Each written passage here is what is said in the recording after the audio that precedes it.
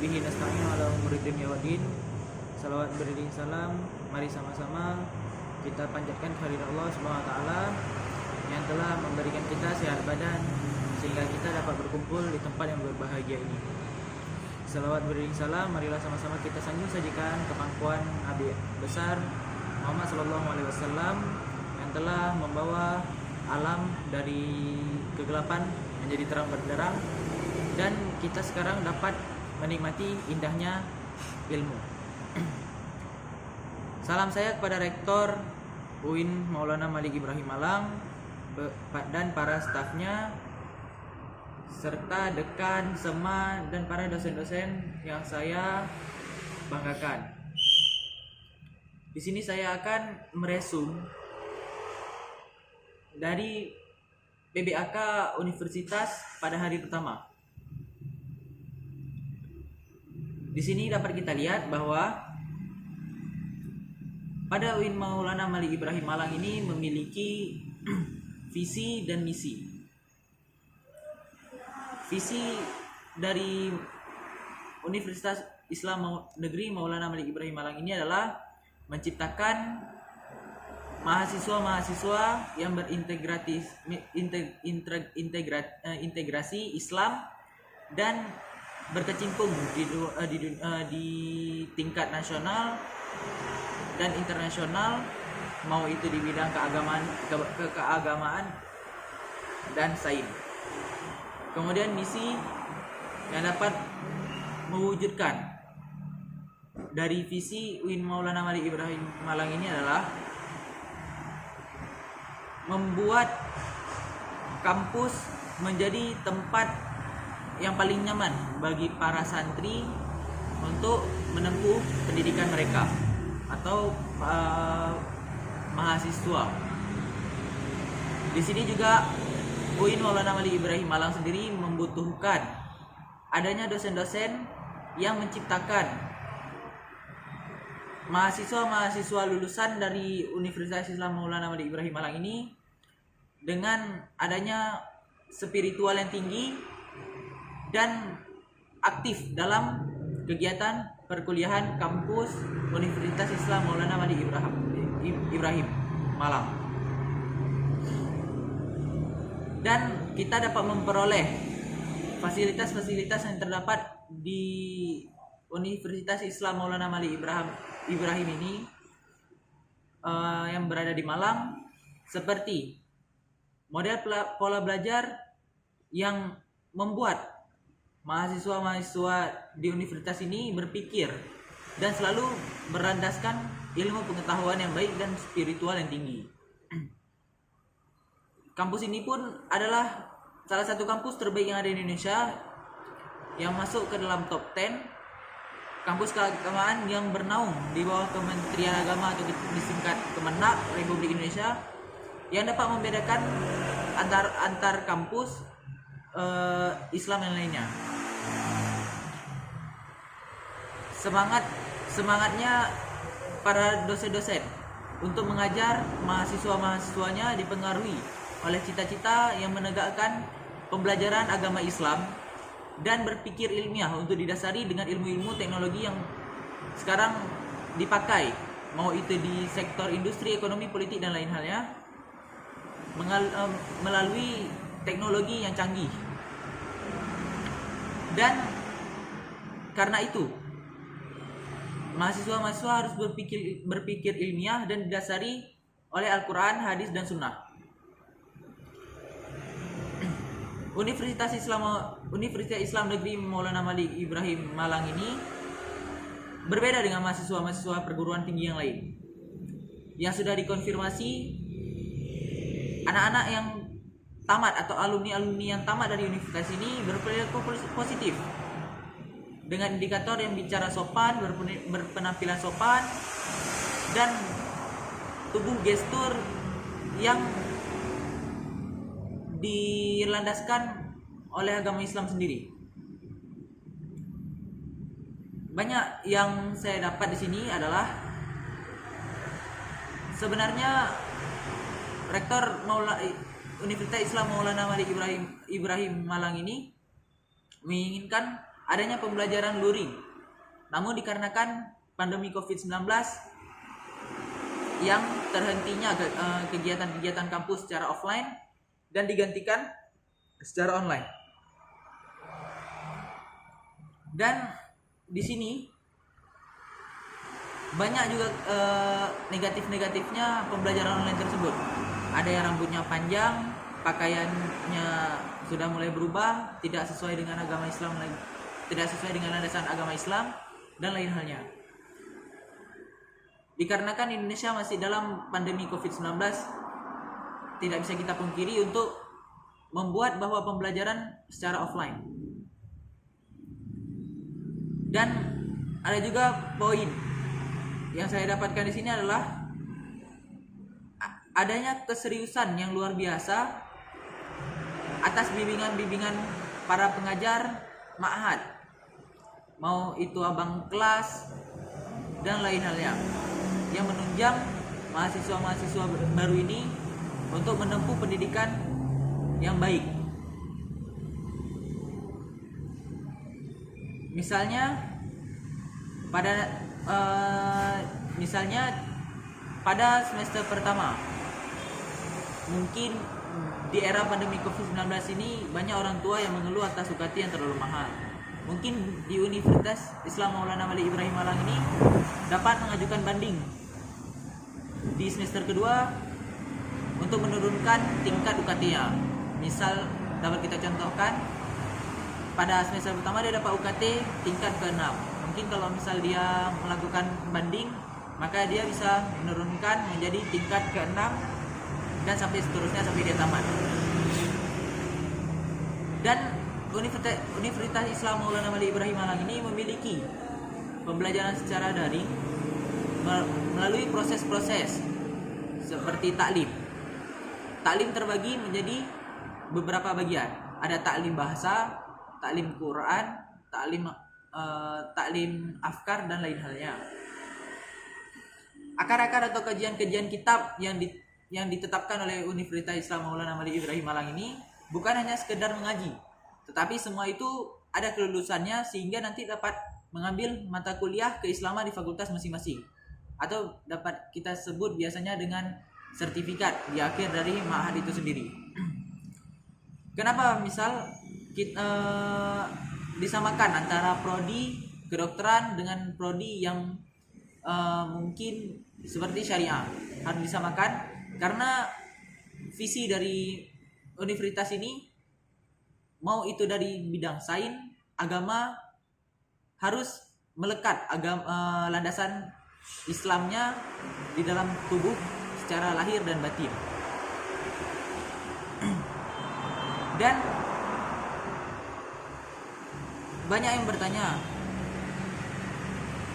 apakah nanti yang dapat saya sampaikan di sini, poin dari uang ma'had itu dikembalikan? Mungkin akan dikembalikan apabila kondisi nauzubillah semakin memburuk, tapi tidak dikembalikan secara full, namun dikembalikan secara ada potongannya, karena selama kita belajar di rumah atau secara daring itu juga memakai jasa-jasa daripada guru-guru kita dan panitia-panitia lainnya. Dan mungkin pertimbangan dari Rektor Universitas Islam Maulana Malik Ibrahim Malang ini untuk menempuh kurangnya atau meminimkan atau merendahkan UKT dari seorang mahasiswa ini, harus ada bukti bahwa orang tuanya itu terkena PHK dan lain halnya.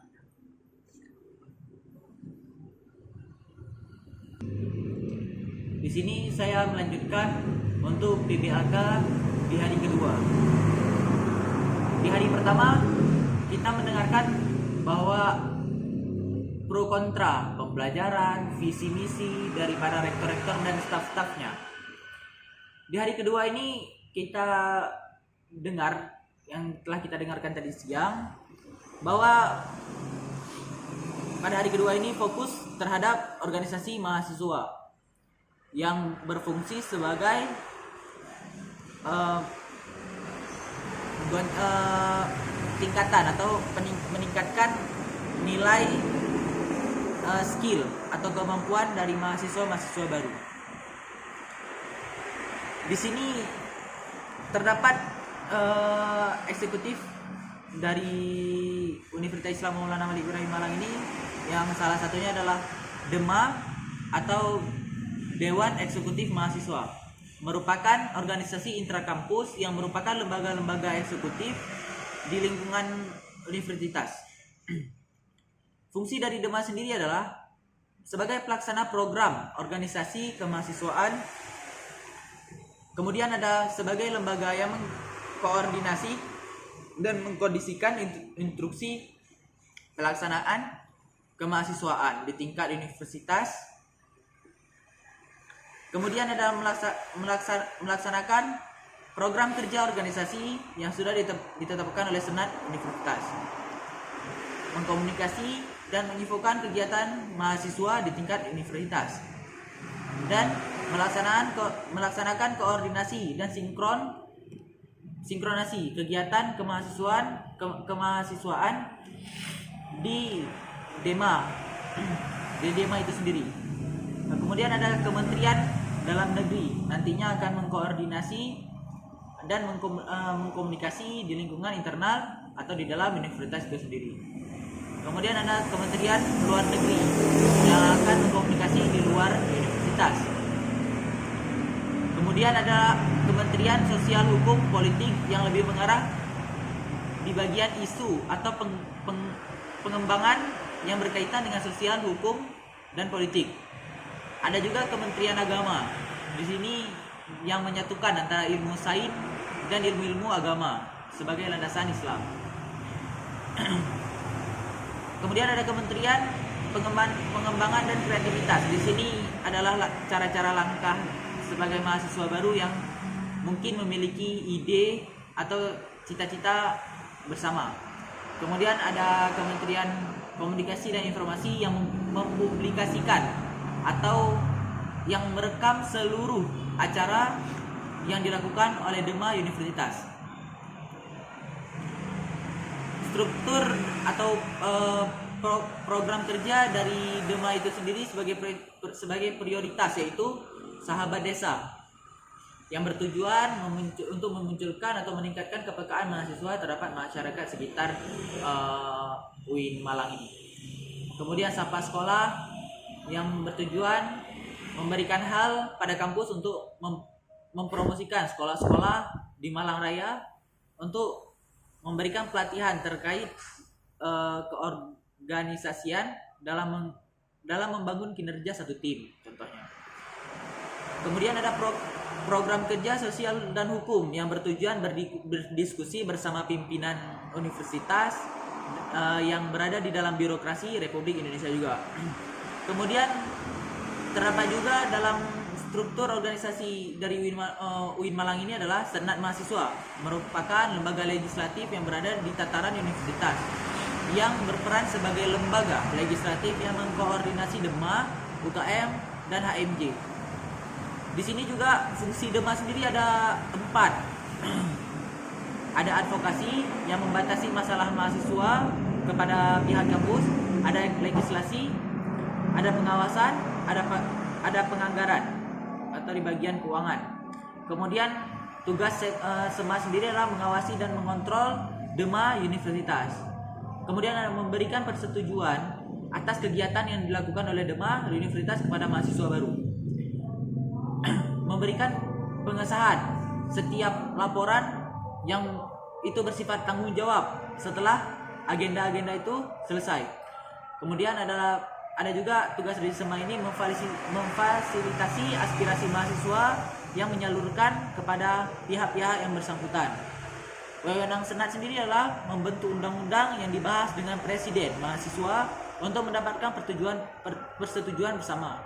Yang kedua, menampung aspirasi mahasiswa, memberikan mandat pemiluan.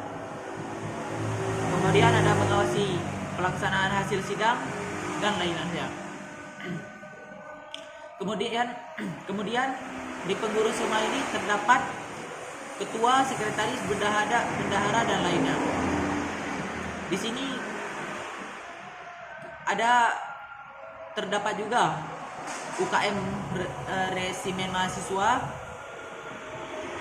ada juga UKM pramuka yang menjadikan mahasiswa-mahasiswa itu berpengetahuan luas secara mandiri dan berpegang teguh pada ulul albab. Kemudian ada UKM KSR PMI yang memiliki moto sebaik-baik manusia adalah bermanfaat bagi manusia yang lainnya. Kemudian ada UKM PSM GBB yang berfokus pada daya tarik suara yang mengembangkan bakat minat dalam seni musik yang berfokus pada paduan suara.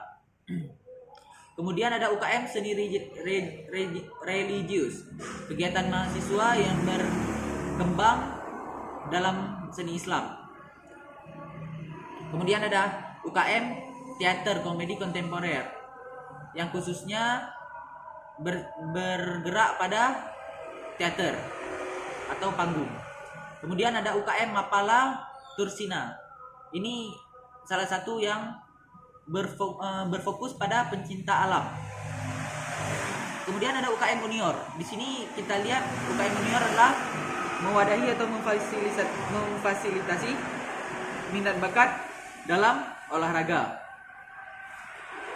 Kemudian ada juga UKM Kopma Padang Bulat.